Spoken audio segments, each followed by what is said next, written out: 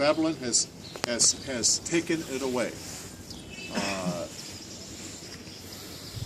Jeremiah had prophesied that 70 years would go by, and then the people would come back.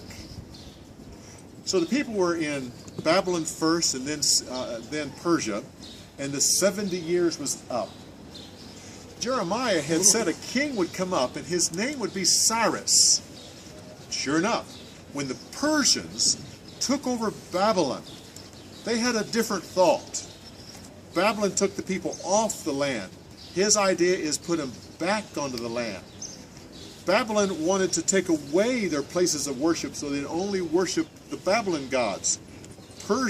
Cyrus's idea is to allow the people to worship their own gods. So he heard about the prophecy about himself. And so he made a declaration. God has ordained me to send the people back to Jerusalem to rebuild the house of God.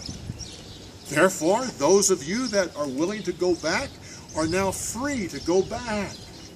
And I will provide you silver and gold and wood, from cedar from Lebanon. And I will give you animals for sacrifice. If you're not able to go back, then you are to give to these pilgrims that are going to go back to the land and build. The Lord moved the hearts of certain people to go back to Jerusalem, and they made that 3-month journey to come back across the crescent down into this land. They came to this spot. It was devastated. Nothing was there. First thing they did, they cleared away around where the altar used to be, and they built the altar. And there they sacrificed on the altar. Once again, for 70 years it had not happened. Once again, they sacrificed on the very spot, and the people just shouted for joy. Well, the shout for joy definitely gained the attention of the people who lived here. When they saw that they were going to rebuild the temple right here, they fought against them. They did everything they could to stop them. Yet the people were determined, and they cleared the land. They cleared to get ready. The people around the area finally came up with an idea. A new king was now over Persia, different than Cyrus. So they sent him a message. Said, "Do you know what the Jews are doing here? They are rebuilding the city to rebel against you." They told the story with slanted news. The new king of Persia sent a message to the Jewish people to stop your building. Stop it right now until we can settle this matter. The people had no choice. They stopped. But it was a good opportunity for them to build their own houses. They had not taken the time to do that. So while they were waiting for this to be settled, they started building their own houses about. And the stockpile of cedar that was right there ready for the new temple, suddenly pieces of that wood started to disappear. And more of it disappeared. And more of the houses around had this wonderful cedar paneling in their house. Until eventually the whole pile of cedar was gone. Haggai came along to the people. He said, "I have a word from the Lord. Consider your ways. You say it's not time to build the temple." And it was true. Every time someone mentioned about building the temple, they looked at the lack of cedar and they say, "Oh, well, it's just not time." You say it's not time. All of you who live in your cedared panel houses, consider your ways. Have you noticed? You sow a lot of seed, but you don't harvest much. You eat food, and you're still hungry. You drink and you're still thirsty. You put on clothes, but you're still cold. You earn wages and put it in bags, and not realizing the bags have holes. Consider your ways.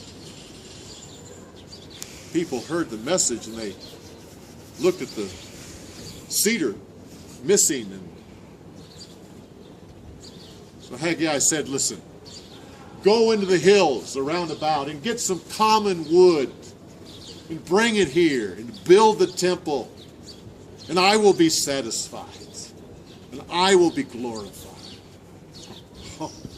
With that, the people went into the hills and they got the wood they needed for the interior of the temple, and they brought it here, and they once again started building the temple. Another king came to rule over Persia. He discovered the original declaration by Cyrus, so he sent a message saying, these people have the right to build this temple, and no one is to oppose them. Anyone who opposes these people will be killed. In fact, all the people around are to give to help these people build their temple. So the people built with enthusiasm. God sent a message by Haggai and said, have you noticed? Have you noticed that you haven't planted your seed yet, and yet you are harvesting?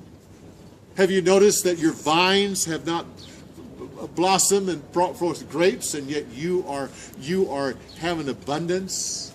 Have you noticed your trees have not blossomed, and yet you are harvesting? I am blessing you in such an abundant way. People continued to build, and it was almost done, and everyone was rejoicing except some of the older men.